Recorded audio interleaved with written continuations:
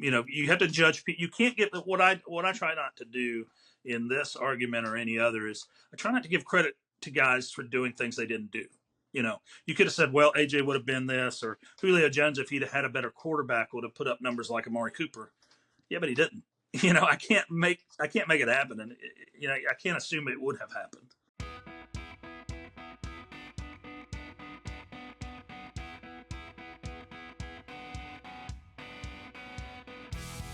Hey, welcome to Beat Everyone. I'm Ben Flanagan with AL.com. It's football season. I won't let anybody tell us different right now. Alabama fell to Duke in the Elite Eight and in the NCAA basketball tournament. It was another magical season for the Crimson Tide under Nate Oates, and the future sure does seem super bright for the program. But folks, we're moving on. We're looking forward, and there's no better way to look forward than to look back and dwell on the success of the past and all who have made Alabama so great to begin with. And to help us do that, we have a special guest. It's the award-winning AL.com sports writer, Creg Stephenson. Creg, good to finally have you with us, man. Yeah, I guess you can call me the long-time listener, first-time guest. First time, not the last time. Certainly, it's good to have you, man. We're big fans of your work. You know that. But, Creg, over on AL.com, we recently embarked on a new journey where, we're trying to find out who the fans think is the best Alabama football player of all time. And so in honor of March Madness and the great basketball tournament, we've created a football bracket, right? And Creg here, you carefully seeded a 16-player bracket.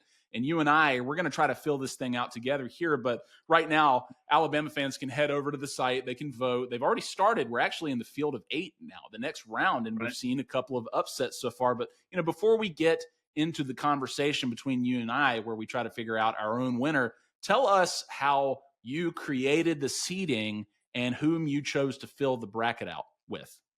Sure. I tried to, first of all, I limited it to 1970 forward, which I thought was the fair thing to do. I know there's some all-time greats, like Leroy Jordan and Don Hutson and others that were left out, but modern era football is what we're talking about here.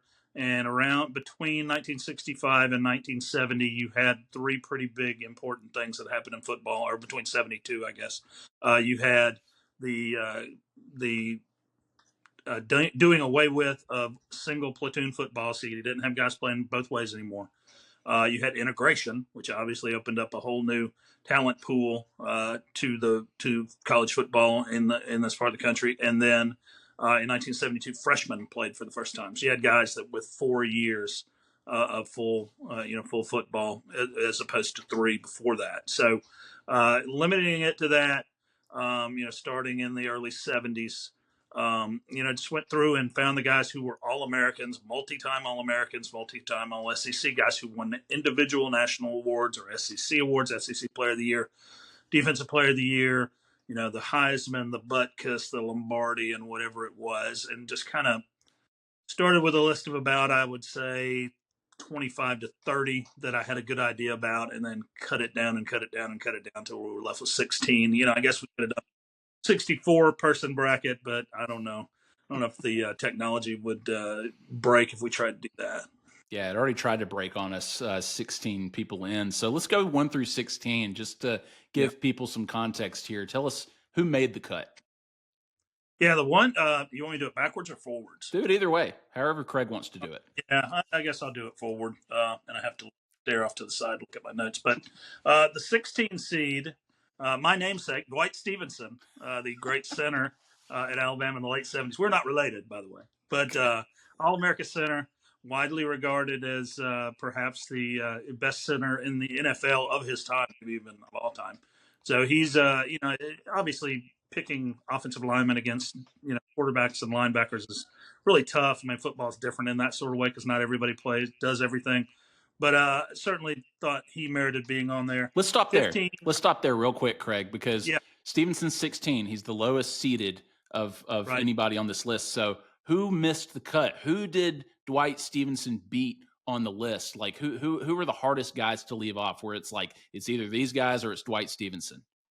Yeah, one I've gotten a little pushback back from email. David Palmer, who, David and I are the same age, so I saw every game he played, in college, either on TV or in person. I was a freshman at Alabama when he was a freshman at Alabama, and boy, it was a tough to leave him off. I think the consistency maybe was the issue with him. His sophomore year really kind of ordinary when they won the national championship, ironically enough. Some other guys from that era, Teague would be another one that was difficult to leave off. Let's see, Woodrow Lowe, three-time All-American linebacker from the early '70s, not on there. Let's see. Um, Trying to think. I think we got all the great quarterback. Oh, well, no, Mac Jones. I mean, I don't know if he's top 16, but he certainly his one season was probably the best in Alabama history up until that time. I think Bryce Young maybe exceeded it. Let's see. No Calvin Ridley. No Jonathan Allen was a tough one. I think I may have had him on there and then bumped him off right at the end. There are a couple I would of say, there. I was going to sorry to interrupt you. There are a couple of running yeah, backs on the list, not included the all-time leading rusher Najee Harris. Why'd you leave Najee Harris off of the 16? yeah, I just didn't think he was the best of. He played 4 years, which led. He stayed his senior year. I think maybe that helped him set the record. So there were some other guys who left after 3 years that he beat out. It was a tough cut, like you said. But I mean, is he as good as the other guys on the list? I don't think so. And Allen, I would say, if he's not the best defensive player of the Saban era, then it's probably the guy who's the 15 seed, and that's Minkah Fitzpatrick. All right. Well, let's get back into it then. If you got Minkah Fitzpatrick, everybody knows, love Minkah Fitzpatrick. I don't think anybody's going to question him being on the list. I would hope not. Yeah, probably the best. As a true freshman, just came right in and was an immediate impact player for 3 years. Left for the NFL after his third year, but I think Saban even said he was the guy that was incredibly prepared to play as a freshman, and obviously was the leader of those defensive teams during his era, 2015-17. The 14 seed is AJ McCarron, quarterback. Obviously, when he left school, he was the all-time leader in just about every category passing wise. But then he's been passed several times since then. But he is the only Alabama quarterback, starting quarterback in history to win back-to-back national championships. There have been guys that were on the team when they won two in a row, but he was the only one that was actually the starter 2 years in a row. So that's number 14. 13 is Ozzie Newsome, another all-time great and probably the first great freshman in Alabama football history. Played as a freshman in 1974. I think he did not start his first game, but he started every game after that, and obviously went on to a Hall of Fame career in the NFL. People think of him as a tight end, but he was actually a wide receiver in college. He bulked up a little bit to play tight end at the NFL level. Number 12, Antonio Langham. I wanted somebody from that 92 era on there, and we talked about a couple of the guys that got left off, but he won the Jim Thorpe Award, was first team All-American, and made arguably the greatest play of that season, the interception return against Florida in the SEC championship game. Let's see, number 11, Sean Alexander, all-time fan favorite, great NFL player, and really kind of carried those Dubose era teams. They won an SEC championship that they would not have won if Sean Alexander had not been there. Number 10, I have Julio Jones, and people may argue that's too low, but Julio's impact, I think, goes a little bit beyond the field. Statistically, he's not even close to the best receiver in program history. By the way, I left Amari Cooper off too. I guess I should probably mention that. I know that might raise some eyebrows, but anyway, Julio Jones is on the list at number 10. Number 9, pretty low for a Heisman Trophy winner, Mark Ingram. Again, I think some people might argue that in another year he might not win the Heisman, but obviously had a great career at the NFL level and is really respected in the history of Alabama football. Number 8, Tua Tagovailoa. Again, had one of the great quarterback seasons of all time. Injuries cut his career short. The fact that he did not start as a freshman, although made the most famous play of that season, arguably the greatest play in Alabama football history, to win the national championship as a true freshman. Number 7, we got Bryce Young, Heisman Trophy winning quarterback. I don't know how you can leave him off of there. And his Heisman winning season, again, is probably the greatest quarterback season in Alabama football history. Number 6, Will Anderson, right there with Bryce Young. You know, probably the Derek Thomas of his era, and we'll get to Derek Thomas in a minute, but just a completely dominant defensive player. Um, it takes a little bit of a hit because he was not didn't play for multiple national or didn't win multiple national championships like some other guys did, but he's number 6. Number 5, Cornelius Bennett, 3-time first team All American linebacker. Forgotten a little bit because they didn't have a ton of success when he played. He was kind of in that, right in that post Bryant era, but individually, and won the Lombardi Award. Individually, one of the all-time greats. Number 4 is John Hanna, widely regarded as the greatest offensive lineman in history. Played on this early wishbone teams at Alabama, All-American, and went on to a great NFL career. Number 3 is Derek Thomas. We talked about, I think, his senior year at Alabama, maybe the greatest individual season on either side of the ball, and great career at Alabama both and in the NFL. Number 2 is Derrick Henry. You know, if the number 1 guy is not the greatest player in Alabama history, this guy is. I mean, and just his senior year, unbelievable, and obviously has gone on to be an all-time great in the NFL. And you might argue, he is the greatest NFL player in Alabama history, and maybe the greatest high school player too. So Derrick Henry, and then number 1, Devontae Smith, won the Heisman Trophy, scored the winning touchdown in a national championship game, and won and holds every record, single game, single season, and career record imaginable. So that's the number 1 seed. You can quibble a little bit with the order, but I think those guys all deserve to be on there. Yeah, I think you make great cases for all of them, and some of the guys who get left off. You're right. Like if this was a 32-man bracket, 64-man bracket, like obviously they would be included, and then we'd be having arguments about who got left off. That's the way it is with tournaments and sports altogether, anyway. But I am curious. As you were naming them and counting down to number 1, like is that Creg Stephenson's ranking of these players in the sense that like that's how you would have voted? That's the order that you would have voted in? Like, are you revealing your hand there that Devontae Smith, you think Devontae Smith is the best player in Alabama history? Yeah, I do. I think that's true. I think, if you his total career, when you consider individual awards, team success, the ability to stay in the lineup. There's some other guys that had really high highs, but didn't healthy. I mean, and he never missed a game that I recall.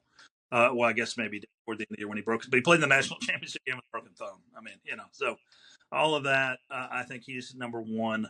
Again, it's not by much over Derrick Henry, but I think that's what the case is. Now, I wouldn't say I manipulated the bracket a little bit, but I did try to put some guys with guys of similar era together. I didn't want to, because I was kind of afraid of recency bias. I didn't want it to be finals to be all Saban guys. So I don't know if I rigged it necessarily, but I did, move some guys around where we didn't want the same, all the Saban guys to get the top votes because let's be honest, some people may not be familiar with the guys before that. No, look, I mean, it's interesting. Like when you think about the Saban era specifically, Mark Ingram, you said that if it was a different season, maybe he doesn't win the Heisman. Like if there's a bigger quarterback season, then Mark Ingram probably doesn't beat like Cam Newton, for instance. He doesn't beat Joe Burrow, for instance, right? He doesn't beat some other big running back seasons like Derrick Henry. There were people who thought Toby Gerhart should have won that Heisman. Anyway, that was very much a best player on the best team vote, I think, that year. Right. And you obviously had the storyline of Alabama potentially winning their first ever Heisman, and he was deserving. I mean, Mark Ingram was the best player on the team, and he was the reason that they won. I mean, the defense, sure, and Julio Jones is on the team and all these amazing players, but like Mark Ingram was the identity of that team, just so much competitive character. And for years and years, I probably would have said this guy is arguably the best player I've ever seen play at Alabama. And it's crazy to think that statistically, at least, whether you want to talk about like, his competitive character, that's a different conversation, but he was already surpassed relatively quickly just a few years later, like by somebody like Derrick Henry, who was then surpassed, career-wise by somebody like Najee Harris, who isn't even on this list. So it's just crazy how the names just kept stacking up during the Saban era when you had this guy lead Saban's team to their first national championship, and that was just the beginning. Yeah, I'd have to go back and look, but I think Trent Richardson even may have wound up with as many or more career yards than Mark Ingram did. But yeah, it's funny when it's like, boy, we're never going to see another Alabama quarterback like Tua Tagovailoa, and then the next 2 years you have guys with better seasons than he ever had. So it's or even AJ McCarron. There was an argument when AJ finished that he was the best quarterback in Alabama football history. Some people said Joe Namath or Ken Stabler or whoever else, but AJ had a really good case.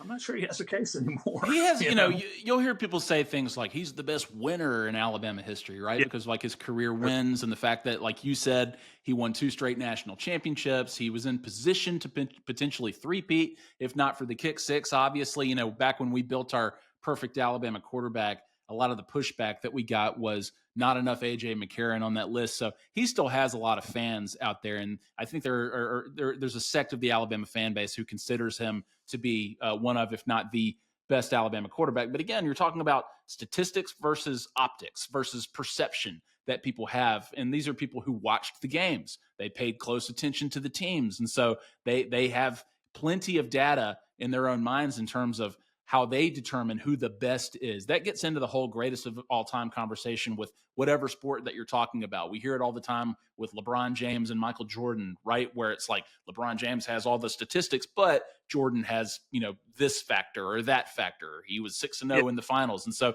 that's true for the Alabama guys as well.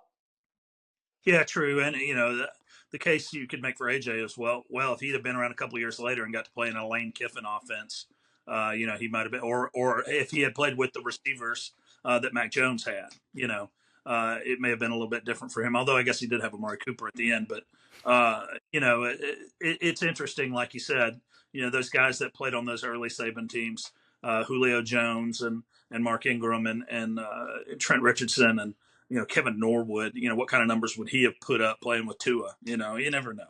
But you just kind of have to. You have to judge. You can't get what I try not to do in this argument or any other is I try not to give credit to guys for doing things they didn't do. You could have said, well, AJ would have been this, or Julio Jones, if he'd had a better quarterback, would have put up numbers like Amari Cooper. Yeah, but he didn't. I can't make it happen, and I can't assume it would have happened.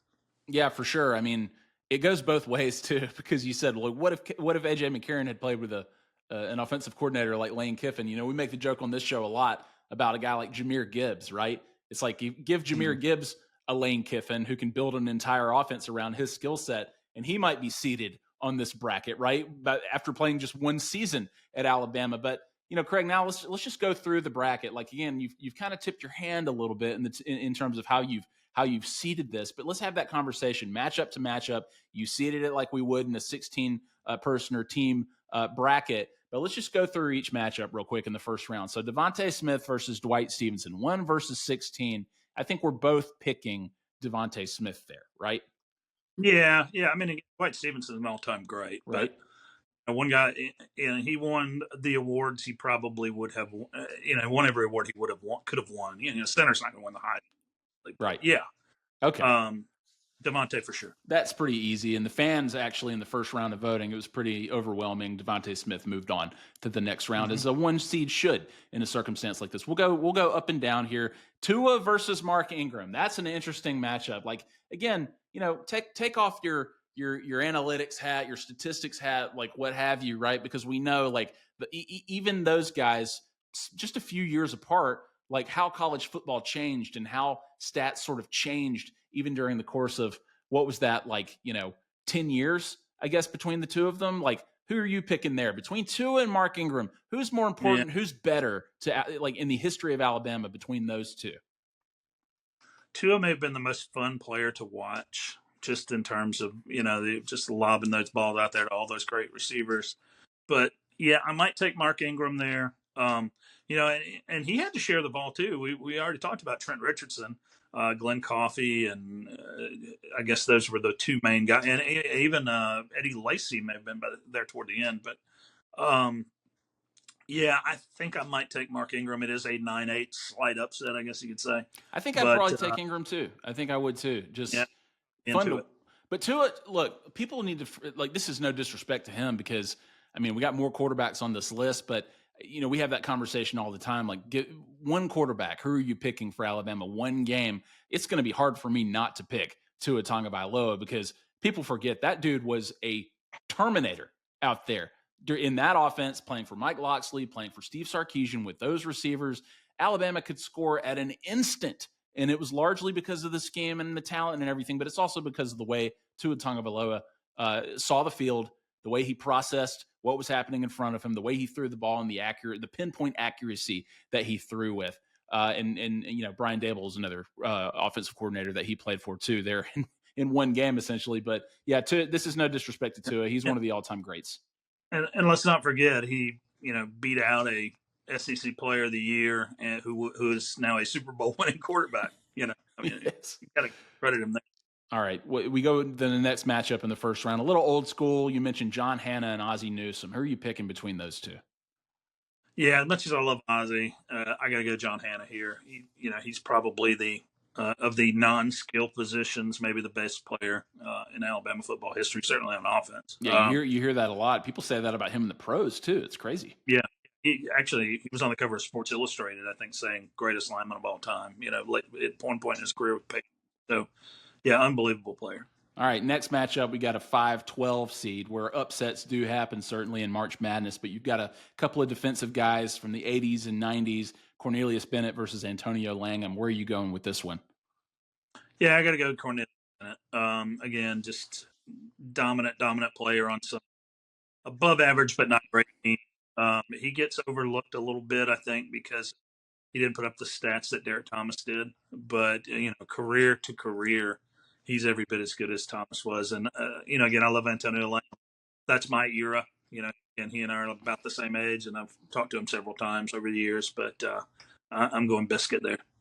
Okay, I think that's appropriate. Cornelius Bennett, dominant player, one of the all-time greats. Okay, let's go over to the other side of the bracket. The number 2 seed versus the number 15 seed. This is Derrick Henry versus Minkah Fitzpatrick, and this is a pretty one-sided matchup, I think. With all due respect to an all-time great like Minkah Fitzpatrick, I don't know how you can pick anybody other than Henry in this circumstance.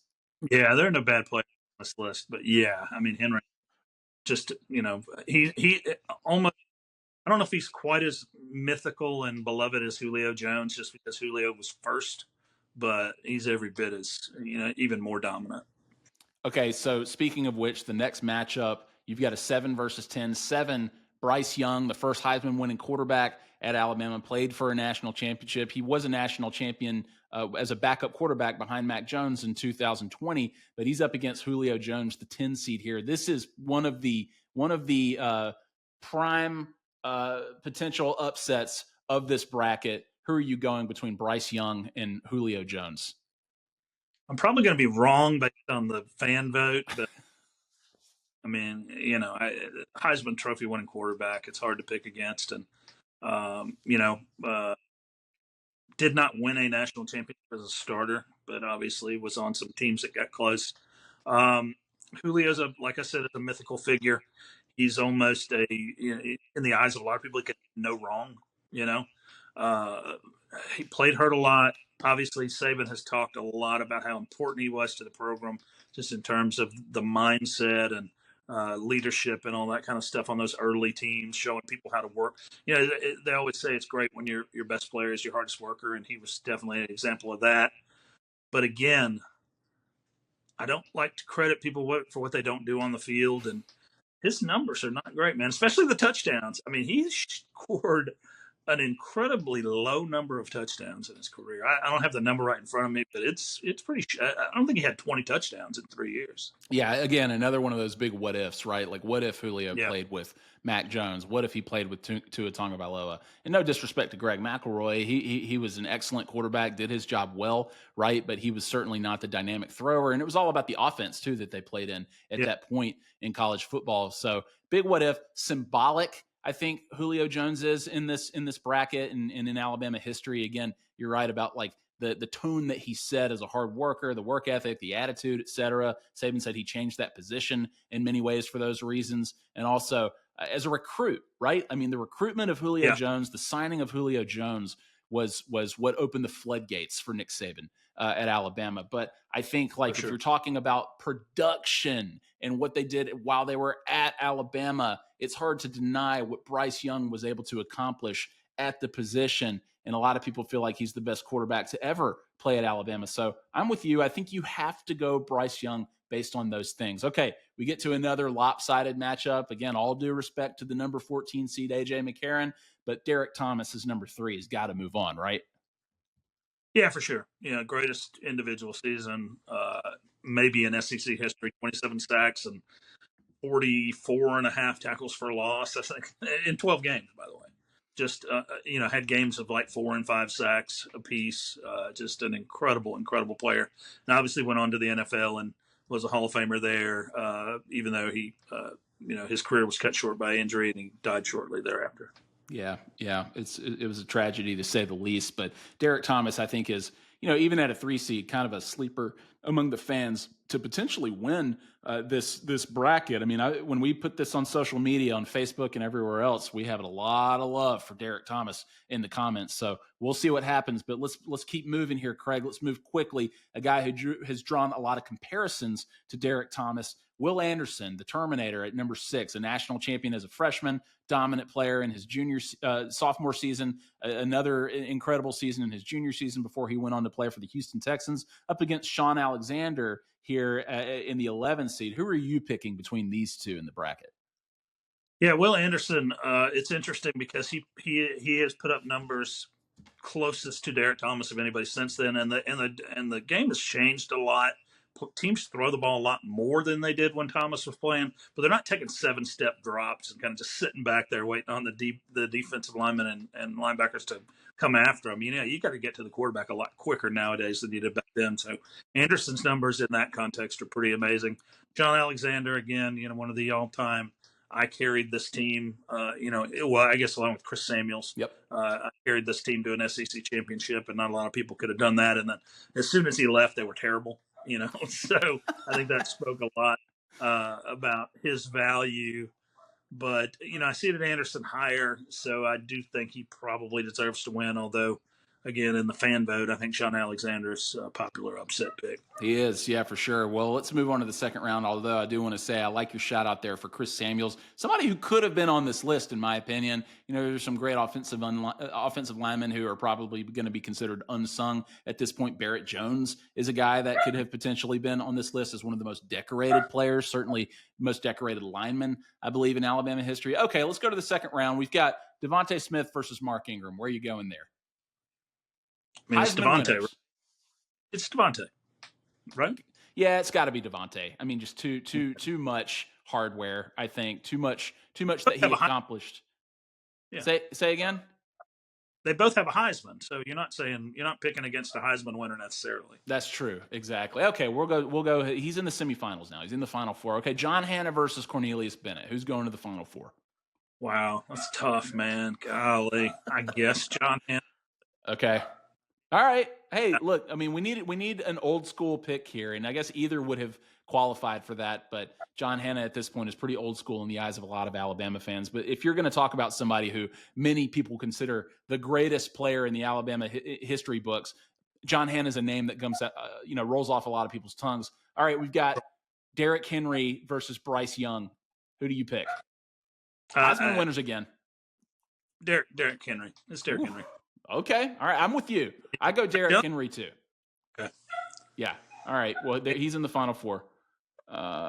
Now we got Derek Thomas versus Will Anderson. What an incredible matchup to think. Yeah. I mean, I think it's probably pretty obvious to us, but golly, two of the greatest to ever do it at the position.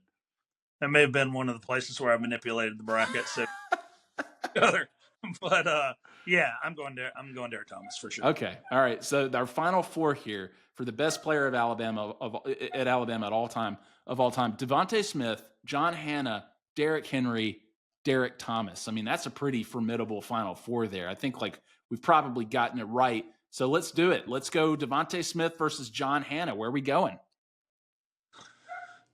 I guess Devontae Smith. I hate to pick against John Hannah, but I do think Devontae, based on all the accolades. John Hannah never won a national championship. Oh, then forget it. Alabama's all about national championships, right? Again, Well, he just got caught in the wrong era. I mean, if he'd stayed one more year, he would have won one. Okay, yeah, fair enough, fair enough. All right, Yeah. well that puts Devontae Smith in the finals, and then we've got Derek, the battle of the Derricks here: Derrick Henry versus Derek Thomas. That's a tough choice. I mean, if you're going to throw Derek, you're going to throw John Hannah out for not winning a national championship. You got to throw Derek Thomas out, right? Man, it's okay. Look, man, you're not going to offend me. Like either one of these choices is going to be right. Both of them, arguably, they're not one-year wonders per se, but their last year was definitely better than the rest of their career. But offense and defense, maybe the two greatest seasons of all time. Wow. Pick one. You got to pick one now. You're clicking the button. Who's it going to be?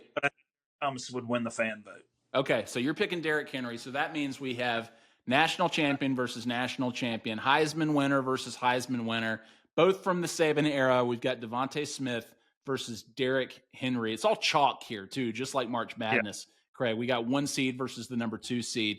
Who's your personal winner? We talked about you tipping your hand earlier, but now that we've kind of talked it through, who is it? It's Devontae Smith. Wow. Yeah. So give me just like the single reason you think Devontae Smith is the best player in Alabama football history. What is it about him? A lot of winning. Scored the winning touchdown in a national championship game and won the Heisman. And holds every record at his position. Is there anybody else who can make that? I mean, forget the scoring a winning touchdown. I mean, but he was obviously instrumental to another national championship team as well, and a team that got there the next year. It's a great pick. I mean, look, nobody's going to argue against Devontae Smith, and if they do, then they need to rethink their life because I mean he's just that good. And like nobody, the crazy thing about it and what makes it so special to me is that when he caught that touchdown against Georgia in the 2018 championship game for the 2017 season, it was all about Tua that night. It was all about Tua and his emergence as the guy in that position. He was the future of Alabama. He was the savior who came in there. But to me, just as much as it was Tua's origin story, in retrospect, it was Devontae Smith's origin story, right? Sure. And so that makes it so cool to me. But then nobody expected him to have a season like he did in 2020 and to become that guy and to become unstoppable, uncoverable by any defensive back. And that national title game against Ohio State when he had 200 and whatever yards in one half with 3 touchdowns before he left the game with a broken thumb, like you said, there's no telling what he would have done in the second half and like what kind of records he would have set as a wide receiver. So highly decorated, 2 national championships. He was the reason, one of the reasons anyway, in 2017, but the reason they won a national championship in 2020. And then everything in between, being a part of the wideouts, right? The wide receiving core that's historic for Alabama and just emerging as the best of those guys and having an amazing NFL career to boot. So I'm perfectly fine with Devontae Smith as the best player of all time, Craig.